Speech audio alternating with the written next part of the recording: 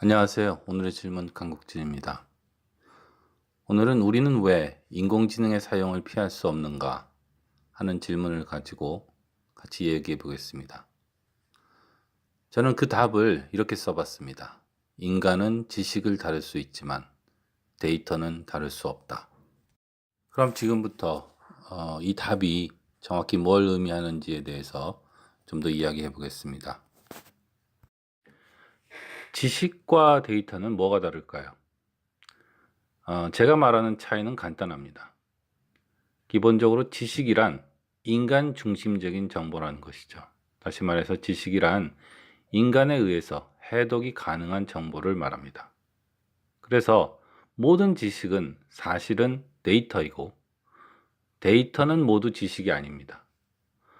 물론 어떤 분들은 제가 보여드린 이런 그림처럼 세상을 보지 않고 이 세상에는 인간이 해독 가능한 정보가 있는데 그 정보 중에는 기계는 이해할 수 없는 어떤 것이 있다. 이렇게 주장하실지도 모르겠습니다. 그러나 제가 말씀드리고 싶은 핵심은 단순한데요. 예를 들어서 우리는 파이라는 숫자를 압니다. 그래서 파이가 근사적으로 말하면 3.14라는 것은 알고 있죠. 이런 것은 일종의 지식입니다. 그런데 이 파이라는 숫자는 사실은 무한대로 계속 나가는 것이죠. 그 인간의 능력은 유한하기 때문에 이 파이라는 숫자를 계속 쓰면 이걸 다 기억하는 사람은 있을 수가 없죠. 그래서 결국은 파이라는 숫자가 아주 길어지면 이것은 더 이상 지식이라고 부를 수 없고 데이터라고 부르게 된다는 겁니다. 결국 이런 예를 통해서 지적하려고 하는 것은 우리 인간의 능력은 유한하다는 것이죠. 우리가 지식이라는 것에 집중하고 있을 때는 인간이 모든 것을 알 수 있을 것 같지만 사실은 조금만 생각해 봐도 이렇게 인간의 능력이 유한하다는 것을 알 수 있습니다. 제가 파이 같은 숫자만 예로 들었기 때문에 오해를 피하기 위해서 그림을 좀 보여드리면요. 지식이라는 것은 단순히 숫자만 지식은 아니겠죠. 예를 들어서 우리가 남산타워에 가서 남산의 모습을 한번 봤다. 이 시각적 이미지도 지식일 겁니다. 혹은 우리가 음식을 먹었는데 어떤 맛이었다던가 어떤 음악을 들었는데 그게 어떤 소리였다던가 하는 이런 체험, 이런 기억들도 다 지식일 겁니다. 그러나 물론 이러한 지식들은 기계만이 기록하고 저장할 수 있는 그런 형태로 되었을 때는 이제 인간은 더 이상 이해할 수 없는 데이터가 되는 것이죠. 지식이 이런 거라는 것을 기억하고서 우리가 뒤를 돌아보면 우리는 지식의 시대를 살았다. 이렇게 여태까지의 어떤 인간 문명을 정돈할 수 있을지도 모르겠는데요. 다시 말해서 우리는 지식이 돈이고 기회이며 힘인 시대를 살았다는 것이죠. 그렇기 때문에 우리는 그것을 많이 되도록 축적시키려고 했고요. 기본적으로 대부분의 지식은 문자라는 미디어를 써서 축적되어 왔습니다. 그렇지만 기계가 발달을 하면서 지식이 누적되는 방식도 달라졌는데요. 가장 좋은 예가 바로 디지털 카메라입니다. 디지털 카메라가 사방에 퍼지니까 이제 사람들이 말로 이 음식이 어떻게 생겼다던가 이 산이 어떻게 생겼다던가 하는 것을 설명할 필요도 없고 아주 멋진 그림을 그릴 수 있는 화가가 아니라고 해도 아주 멋진 사진을 찍어서 친구에게 보여줄 수 있게 된 것이죠. 이렇게 기계가 발달됨에 따라서 지식의 누적은 더 빨라지게 됩니다. 이런 지식의 극한의 시대에 이르게 되면, 다시 말해서 이런 지식이 누적되는 것에 극한이 되면 그런데 문제가 생기게 되는 것이죠. 다시 아까 말한 그 파이의 예로 돌아가 봅시다. 3.14, 파이가 3.14라는 것은 지식입니다. 그런데 파이의 숫자를 끝도 없이 늘어놓으면 이제 더 이상은 지식이 아니라 인간의 한계를 넘어가는 데이터가 되는 것이죠. 그러니까 우리가 지식의 시대를 살면서 지식을 누적시키고 지식을 더 많이 누적시키기 위해서 기계를 개발하고 이런 시대의 극한이 되게 되니까 이제는 과거에 지식이라고 불렀던 것도 더 이상 지식이라고 부르기가 어려워지는 것이죠. 책 한 권은 지식일지 모르지만 도서관 가득히 차 있는 책은 어쩌면 그건 지식이라고 부를 수 없을 겁니다. 왜냐하면 아무도 그 책을 다 읽을 수가 없으니까요. 예를 들어서 우리는 조선시대에 쓰여진 조선왕조실록이라는 책들이 있는 것을 압니다. 그런데 이 책들은 한문으로 쓰여져 있을 뿐만 아니라 길죠.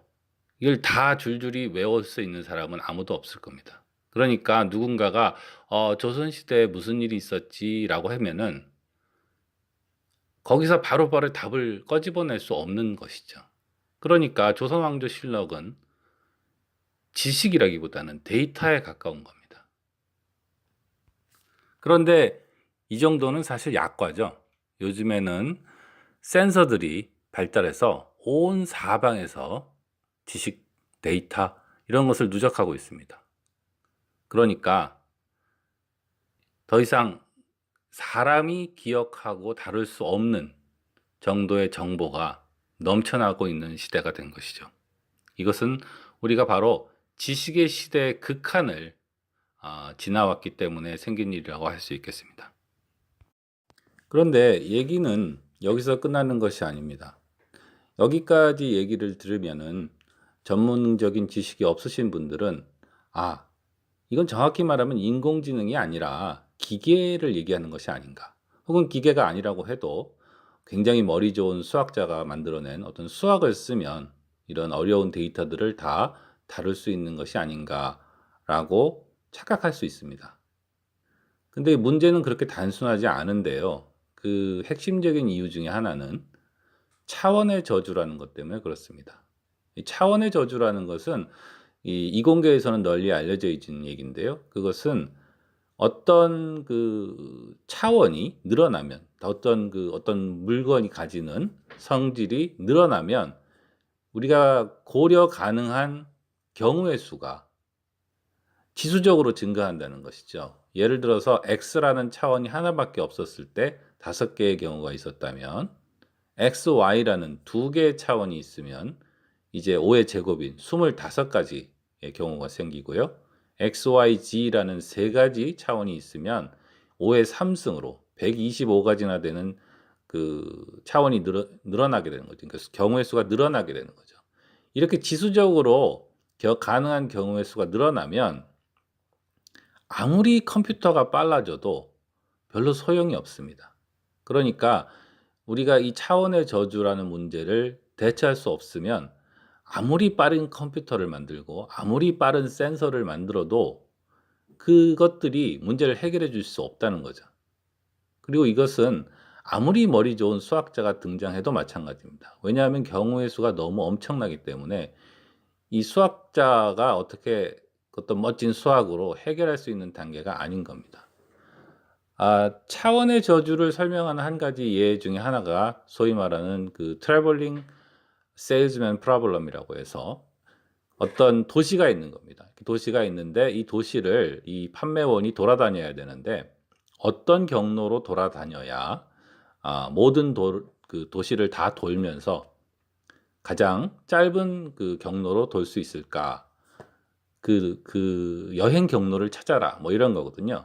사람의 경우에는 아주 최적을 찾지는 못한다고 하더라도 이걸 보고 전체 패턴에서 대충 이렇게 하면 되겠네라는 것을 쉽게 찾을 수 있지만 컴퓨터 보고 여기 도시가 예를 들어서 50개가 있는데 50개에서 모든 가능한 그 경로를 다 고려해 본 다음에 제일 짧은 것을 찾아보아라. 이렇게 하면은 그러면 그 가능한 경우가 몇 가지가 되냐면 소위 말해서 50 팩토리얼이라는 숫자가 되는데요. 이런 뭐 말도 할 수 없는 엄청난 숫자가 됩니다. 이런 것이 차원의 저주의 경우죠. 다시 말해서 아무리 기계의 성능을 단순히 올린다고 해도 그것으로 극복할 수 없는 문제가 있다는 겁니다. 요즘에는 그 뭐 사람이 손으로 쓴 글씨를 인식한다던가 혹은 책을 스캐너로 스캔을 하면 그 거기에 나와 있는 문자를 인식한다던가 뭐 이런 그 기계 인식이 많이 발달돼 있지 않습니까? 사람 얼굴도 인식하고 이런 것들에 대해서 오히려 전공 지식이 없으신 분들이 제가 생각하기에는 덜 놀라실 거예요. 이런 쪽으로 경험이 있는 사람들은 10년이나 20년 전에는 이것은 결코 극복할 수 있는 수준의 문제가 아닐 것이다. 컴퓨터가 지금보다 1000배 빨라진다고 해도 될 일이 아니다. 이렇게 생각했는데 이게 시간이 지나니까 지금 우리가 일상에서 핸드폰에 대고 말을 하고 손으로 글씨를 쓰면 기계가 그 글씨를 알아보고 이런 시대가 됐지 않습니까? 그게 단순히 기계가 빨라져서 그런 게 아니라는 거죠. 거기에는 중요한 기계 하드웨어가 아니라 소프트웨어적인 발전이 있었기 때문입니다. 그리고 그렇기 때문에 제가 우리는 기계에 의존하지 않으면 안 된다 이렇게 말하는 게 아니라 꼭 집어서 우리는 왜 인공지능의 사용을 피할 수 없는가 라고 말했던 것이죠. 이런 차원의 저주의 문제를 해결하는 방식을 말하는 이름이 여러 가지가 있습니다. 그게 인공지능, 기계학습, 뭐 요즘에는 딥러닝 이런 이름도 유명하고요. 뭐 마코프 체인 몬테칼로 방법이라고 해서 이런 차원의 저주의 방법을 피해가는 베이지안 계산 방법에 쓰이는 방법도 있습니다. 그런데 한 가지 말씀드린 것은 이런 분야는 다른 분야도 물론 어느 정도는 그럴 거라고 생각합니다만 정확히 말해서 논리적으로 발전을 하고 있는 것이 아닙니다. 다시 말해서 작년인가요? 딥러닝으로 훈련시킨 인공지능 바둑 프로그램이 세계 최고 수인 사람들을 이겨가지고 화제가 됐었는데요.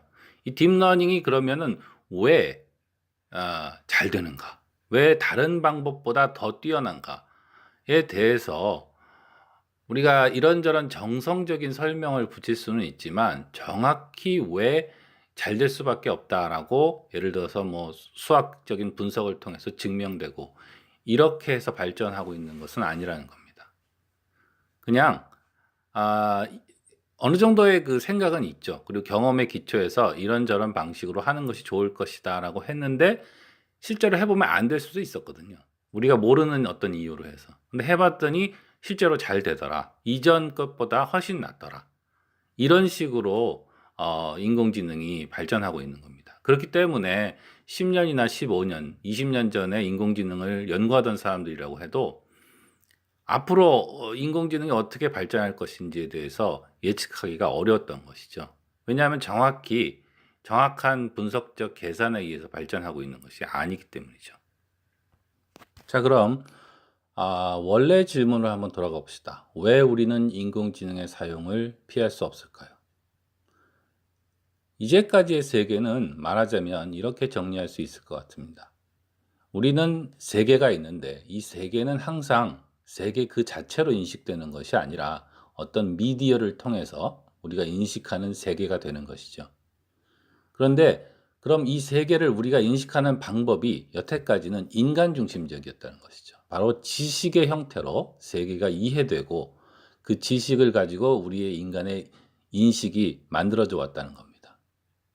그런데 이 지식의 복잡성이나 형태가 인간이 이해할 수 없는 수준에 도달하게 되면서 이제 세계를 지식이 아니라 데이터의 형태로 이해해야만 되는 시대가 온 겁니다. 이런 거 무서워. 이런 거 피하고 싶어 라고 할 수도 있지만 사실은 그런 태도는 말하자면 먼 옛날에 어떤 사람이 야, 우리 글자 한번 써볼까? 라고 하는데 어떤 사람이 글자는 무서워. 난 글자 같은 거 쓰고 싶어. 쓰고 싶지 않아. 이렇게 말하는 것과 같은 태도일 수도 있다는 것을 우리는 기억할 필요가 있습니다. 비행기는 복잡한 컴퓨터로 움직이죠. 우리가 컴퓨터를 못 믿겠어. 무조건 사람 손으로 운전해야 돼. 라고 한다고 해서 더 안전해지지 않지요. 마찬가지 이유로 이 세계가 지식의 시대의 극한에서 이미 너무 복잡해졌기 때문에 데이터의 시대가 됐고 데이터의 시대에서 이 세계의 안전 문제 같은 것을 일으키지 않으려면 우리는 인간의 인식 능력을 넘어서는 기계를 사용할 필요가 있는 겁니다. 그리고 그 기계는 단순히 더 빠른 컴퓨터가 아닙니다. 더 빠른 컴퓨터가 아니라 바로 우리가 보통 인공지능이라고 부르는 그 차원의 저주의 문제를 해결하는 방식에 의해서 세계를 데이터를 통해서 어떤 인간이 다룰 수 있고 이해할 수 있는 방식으로 처리해 주는 그런 인공지능이 쓰여야만 한다는 것이죠. 그래서 우리 세계가 이제 너무 복잡해졌기 때문에, 그리고 앞으로 지금 이 순간에도 엄청난 속력으로 이 센서들의 수가 늘어나고 있거든요. 그 이유는 바로 그 센서에서 나오는 데이터를 해석할 수 있는 인공지능이 발달하고 있기 때문입니다. 기계가 그걸 해석할 능력이 없으면 데이터가 있어도 소용이 없거든요. 근데 이제는 데이터만 있으면 인공지능이 그것에서 좋은 정보, 좋은 그 기능을 이끌어낼 수 있다는 걸 알기 때문에, 예를 들어서 자동차가 자율운전할 수 있도록 데이터가 많이 있으면 컴퓨터가 혼자서 운전을 할 수 있게 되는 거죠. 거기도 기본적으로 데이터와 인공지능이 필요합니다. 이제 이렇기 때문에 자율주행에 대한 데이터를 모으려고 많은 노력을 하게 되죠. 그러니까 센서가 더 많이 설치되는 겁니다. 근데 센서가 많이 설치되면 설치될수록 인공지능의 사용은 피할 수가 없게 되는 것이죠. 왜냐하면 그것을 인간이 해독할 수가 없으니까요. 그래서 다시 오늘의 질문 그리고 답을 읽고 끝을 내도록 하겠습니다. 왜 우리는 인공지능의 사용을 피할 수 없는가? 인간은 지식은 다룰 수 있지만 데이터는 다룰 수 없기 때문입니다. 오늘은 여기까지 하겠습니다. 오늘의 질문 강국진이었습니다.